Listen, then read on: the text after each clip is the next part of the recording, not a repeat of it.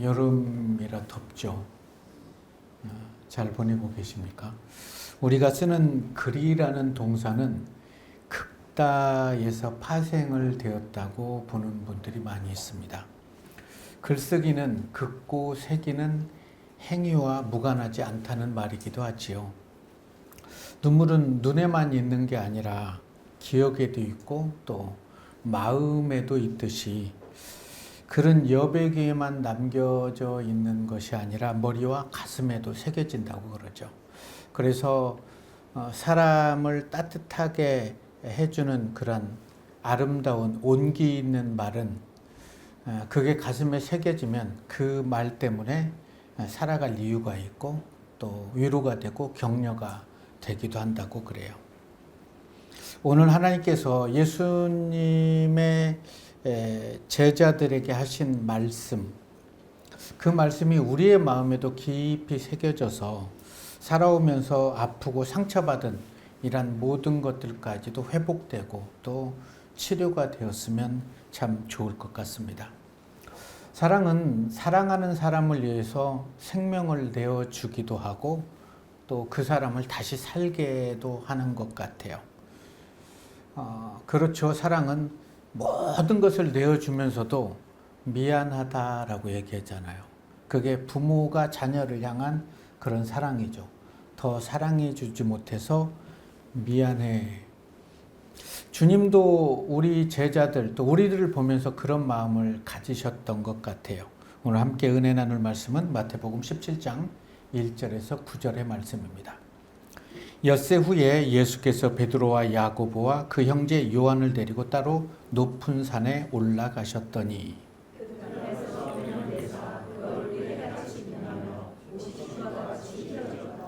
그때 모세와 엘리야가 예수와 더불어 말하는 것이 그들에게 보이거늘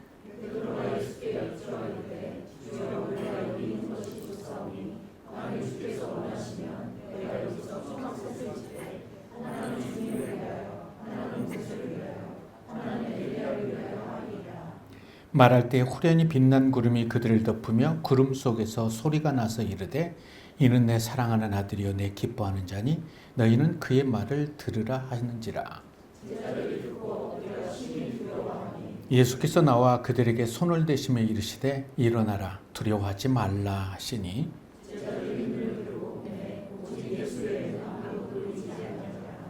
그들이 산에서 내려올 때 예수께서 명하여 이르시되 인자가 죽은 자 가운데서 살아나기 전에는 본 것을 아무에게도 이르지 말라. 아멘. 며칠 전에 예수님께서는 제자들과 함께 황제의 신전이 압도하는 그런 가이사라 빌립보에서 제자들에게 질문을 합니다. 사람들이 나를 누구로 하느냐라고 물었을 때 제자들은 더러는 침례 요한, 더러는 엘리야, 어떤 이는 예레미야 선지자 중에 한 사람이라고 합니다. 라고 얘기를 합니다. 2년여 동안의 예수님의 삶을 보면서 사람들은 예수를 그렇게 평가를 했어요. 그때 예수님께서 2년여 동안 나와 함께 동행했던 너희들은 나를 누구라 하느냐라고 했을 때 베드로는 이렇게 얘기합니다. 주는 그리스도시요 살아계신 하나님의 아들이십니다.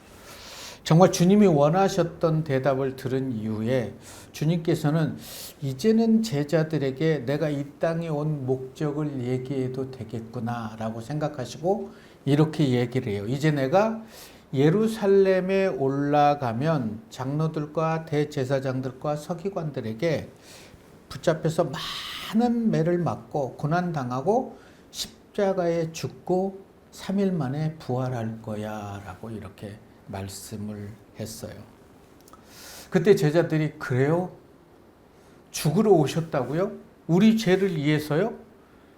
그러면 우리 이제 어떡하죠? 라고 주님께 얘기를 했다면 주님이 참 많은 위로가 됐을 텐데 이런 대답과는 달리 베드로는 예수님의 어깨를 흔들면서 이렇게 죽으시면 안 되죠. 우리가 모든 것을 포기하고 당신을 따랐는데 그렇게 많은 능력을 가진 분이 그렇게 매를 맞고 십자가에 죽다니 우리는 용납할 수 없습니다라고 얘기를 해요. 베드로는 예수님의 말씀을 끝까지 듣지 못했죠. 죽고 3일 만에 살아난다는 이 말씀은 새겨듣지 못했던 거죠. 죽는다라고. 이러한 제자들을 예수님은 어찌하면 좋을까요? 이런 일이 있은 후에 오늘 본문은 엿새 후에 예수께서 베드로와 야고보와 요한 12제 중에 3명을 데리고 변화산에 올라가서 기도했는데 오늘 본문에는 나오지 않지만 누가복음 9장 32절 33절에는 예수님의 제자가 기도가 너무 길어서 그랬을까요? 이들이 졸아요. 32절의 말씀을 보면 베드로와 및 함께 있는 자들이 깊이 졸다가 온전히 깨어나 예수의 영광과 및 함께 선 두 사람을 보더니, 두 사람이 떠날 때 눈 떴는데 얘기가 다 마치고 거의 마치고 떠나가고 있는 거예요. 그때 베드로는 자신도 모르는 소리를 하죠. 여기에 우리가 초막 셋을 짓는데 여기가 있는 게 좋은데 하나는 주를 위하여, 하나는 모세를 위하여, 하나는 엘리야를 위해서 지으면 어떨까요? 라고 얘기를 합니다. 베드로와 다른 제자들이 변화산에 올라가서 예수님이 기도하실 때 잠에 취해버린 거죠.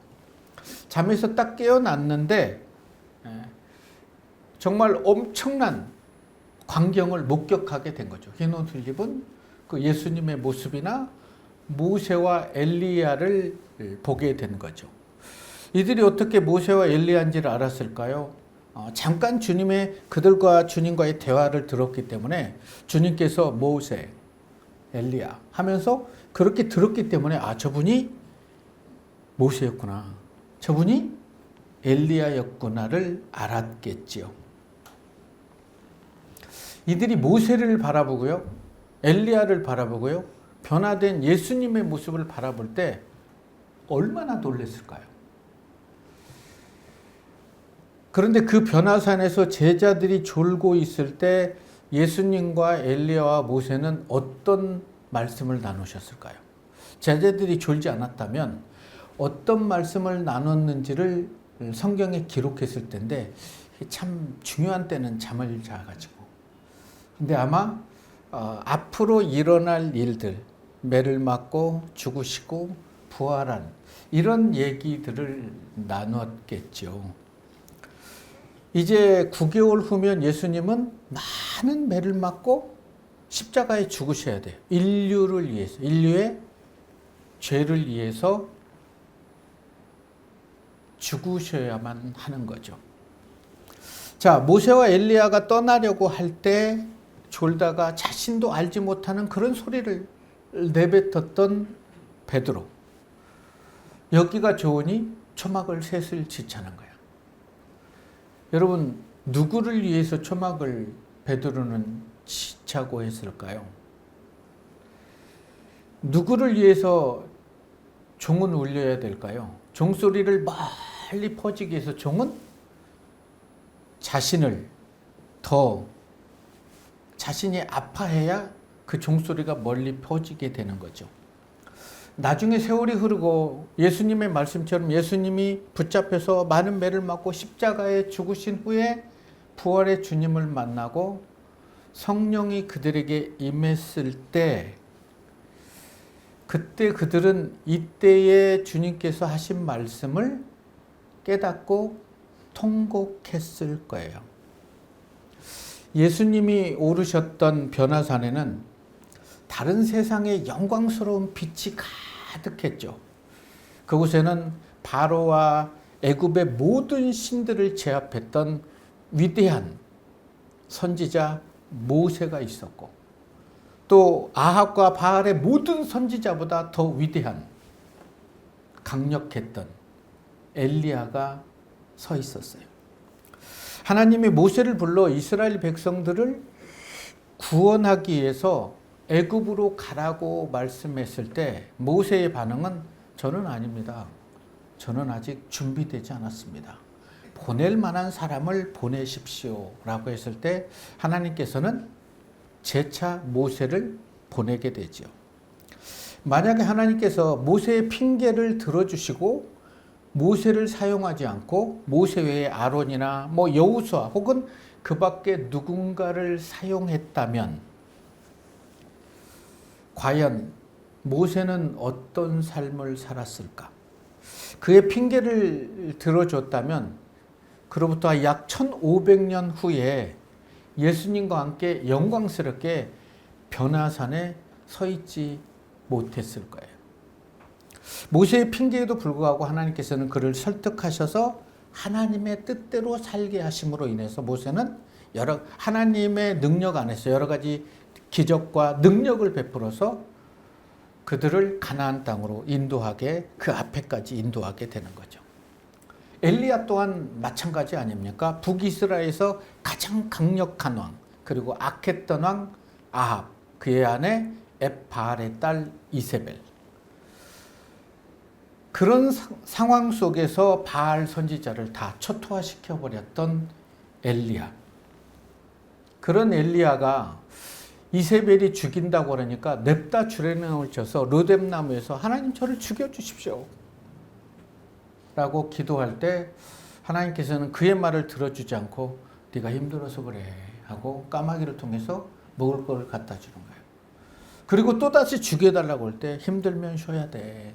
내가 힘들어서 그래 하고 그를 위로해 주시게 되는 거죠. 만약에 엘리야가 죽여달라고 할 때 그 기도를 들어줬다면 어땠을까요?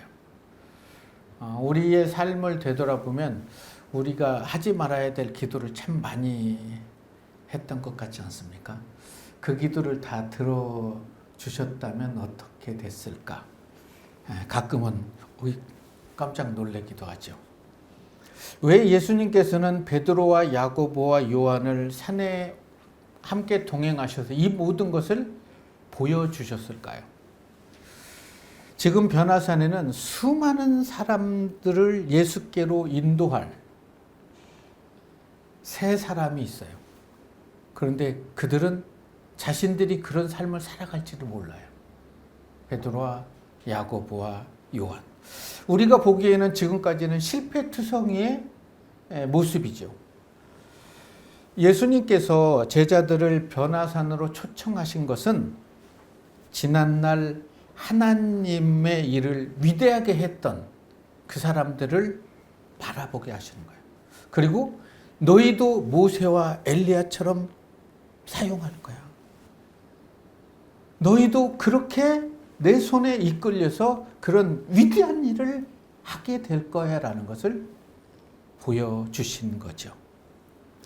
변화산으로부터 시간이 지나서 1년 후에 성령이 그들에게 임한 이후에 그들은 모세처럼 엘리야처럼 하나님의 복음을 위해서 위대하게 사용됩니다.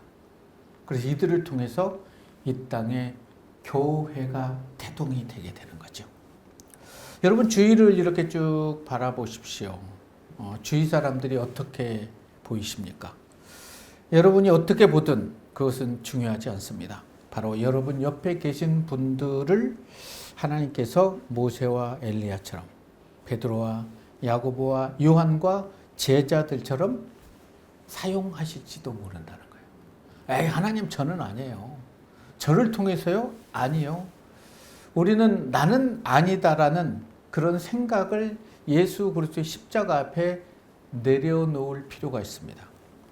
그리고 이렇게 기도해. 하나님, 저를 통해서 내 가정이, 내 교회가, 이 나라가 주님의 나라로 확장시키는데 사용되어지기를 원합니다. 하나님 저를 버리지 마시고 모세를 붙잡았던 것처럼 엘리야를 붙잡았던 것처럼 제자들을 다독이고 설득시키고 위로하시고 그의 손을 붙잡고 일하셨던 것처럼 제 손을 붙잡아서 주님과 동행할 수 있게 해 주십시오. 지금 베드로가 하는 얘기는 자기가 무슨 말을 했는지를 알지 못해요. 그런데 빛난 구름이 쫙 그들을 덮으니까 깜짝 놀랐겠죠. 다음에 구름이 딱 사라졌는데 모세와 엘리야는 사라지게 되는 거예요. 그리고 구름 속에서 이런 말씀이 들리죠. 이는 내 사랑하는 자요 내 기뻐하는 자니 너희는 그의 말을 들으라는 거예요. 너무나 엄청난 말씀 아닙니까? 우리가 들어야 될 말씀은 예수님의 말씀입니다. 하나님께서 천지를 창조하시고 아담과 하와를 창조하신 이후에 지난 4,000년 동안 이렇게 쭉 보면 기뻐하다라는 말씀을 찾아보기가 쉽지 않아요. 그러나 예수께서 요단강에 침례를 받으시고 물 위에 올라왔을 때 예수님께서는 그 수천 년의 침묵을 깨고 하늘로부터 소리가 있어 이렇게 말씀합니다. 이는 내 기뻐하는 자요 이는 내 사랑하는 자다. 그리고 오늘 변화산에서 똑같은 말씀을 이는 내 사랑하는 자고 기뻐하는 자니 그리고 덧붙이죠. 너희는 그의 말을 들으라. 지금 모세는 변화산에서 그의 임무를 예수님께 임계하러 온 것 같아요. 모세를 통해 주신 율법은 예수 그리스도를 통해서 완성되어지기 때문이죠. 막 잠에서 깨어난 베드로, 야고보, 요한은 어찌된 일인지는 알 수 없었지만 변화산에는 지금 모세보다 위대한 분, 엘리야보다 위대한 분이 서 계시고 계신 거죠. 그분과 이들은 계속 동행했다는 거죠. 유대인들은 예수를 사기꾼이다 혹은 신성 모독자로 간주하며 그를 죽이려고 했어요. 그런 시대적인 상황 속에서 제자들도 가끔은 흔들렸단 말이에요. 그런데 흔들리고 있는데 내가 이제 산에서 내려가면 많은 매를 맞고 죽겠다는 거예요.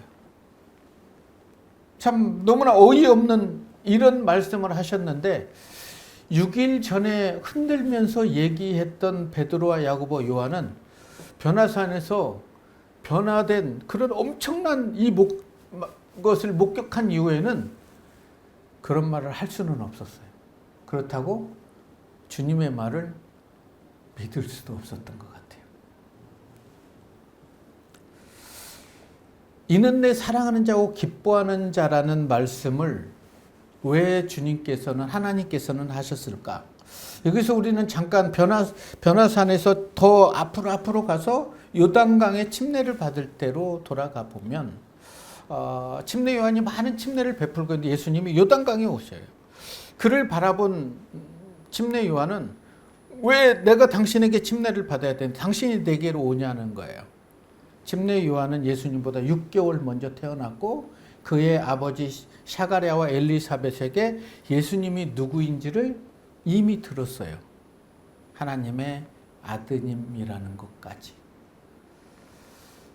근데 예수께서 그러죠. 허락하십시오. 이렇게 하여 모든 의를 이루는 것이 합당합니다. 그의 말씀에 침례 요한은 예수님께 손을 얹히죠.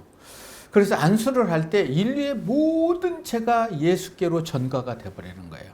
대속죄일 7월 10일 대속죄일에 양에게 안수할 때 1년의 이스라엘 죄가 전가되었던 것처럼. 그리고 물에 잠겼을 때 이제는 물에서 다시 잠겨서 올라올 때 이제 예수는 세상 죄를 지고 가는 하나님의 어린 양이었어요.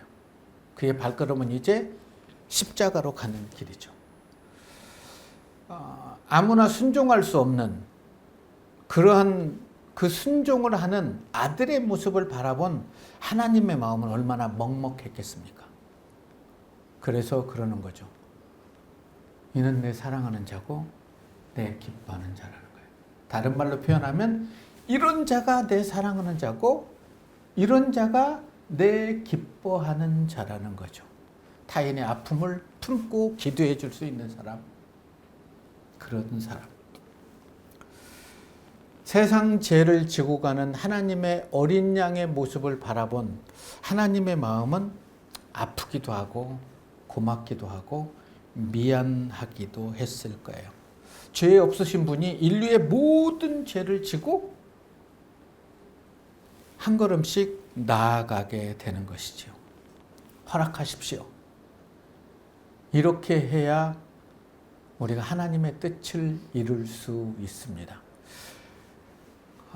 허락 안 해주면 좋을 것 같지 않습니까? 내가 아파야 되고 내가 작아져야 되고 나의 삶을 내려놓아야 하나님의 뜻이 이루어진다는 거죠.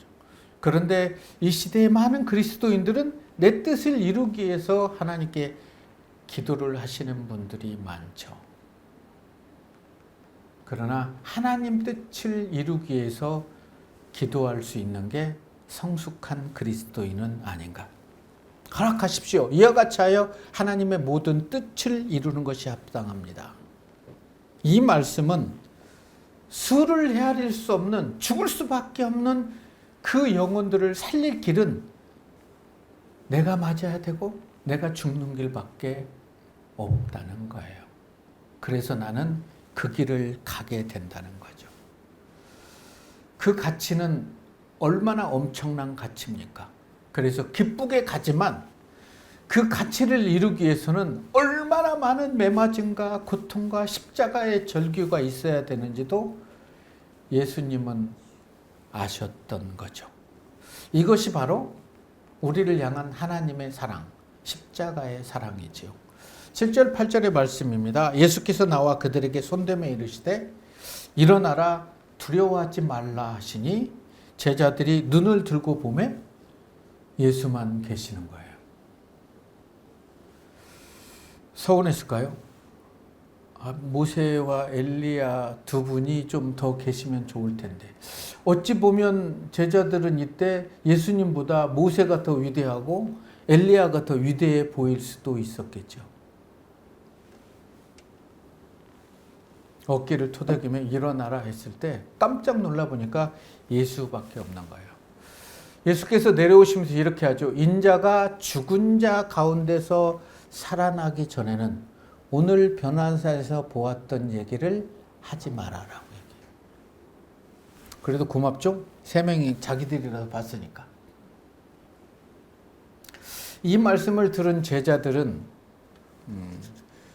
7일 전에 똑같은 얘기를 했으니까 또 그 소리 하십니까? 라고 할 수가 없었던 거예요.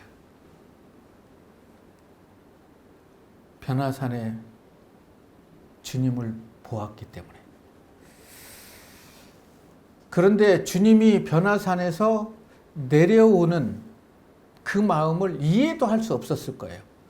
자신들을 위해서 변화산에서 그 엄청난 영광에서 죽음의 그림자가 깔려있는 골짜기로 내려가야 되는 예수님의 마음을 이들이 어떻게 알아차릴 수 있었겠습니까? 우리는 변화산에서 죽음의 그림자가 깔려있는 골짜기로 내려오시는 그런 주님의 엄청난 희생을 좀 오늘 본문을 통해서 느낄 수 있어야 되죠. 그것을 주님은 영광이라고 얘기를 합니다.